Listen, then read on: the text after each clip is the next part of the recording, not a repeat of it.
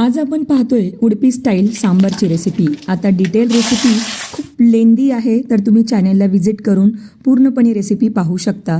पण इन शॉर्टमध्ये सांगते, सगळ्यात अगोदर सांबार बनवण्याकरता आपण 1 वाटी तुरीची डाळ घेतली आहे आणि ती स्वच्छ पाण्याने धुवून त्यामध्ये 1 ते 1.5 ग्लास पाणी ॲड करून हळद मीठ चवीनुसार ॲड करायचं आणि कुकरच्या 2 शिट्ट्या करून घ्यायच्या, म्हणजे डाळ पूर्णपणे शिजवून घ्यायची।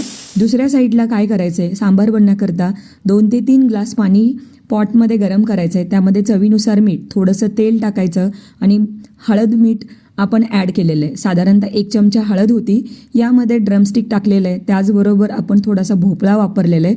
भाज्या आवडीनुसार कुठल्याही वापरू शकता। छोटे मद्रासी कांदे, त्याचबरोबर इथे 1 टोमॅटो वापरला आहे आणि 2 वांगी वापरलेत। आता सांबार मसाल्याकरता उडदाची डाळ, चणा डाळ, जिरं, त्याचबरोबर साधारणतः 2 ते 3 लाल सुक्या मिरच्या, धने, 2 चमचे डेसिकेटेड कोकोनट, कढीपत्ता आणि हिंग, ही सगळी जिन्नसं भाजून मिक्सरमध्ये वाटून घ्यायची। अर्धी वाटी पाणी टाकून अगदी बारीक पेस्ट झाली पाहिजे। दुसऱ्या साईडला डाळ घुटून घ्यायची आणि या सांबारच्या मिश्रणामध्ये ॲड करायचं। यामध्ये थोडासा गूळ टाकायचा आणि चिंचेचा कोळ टाकून बारीक चिरलेली कोथिंबीर ॲड करा।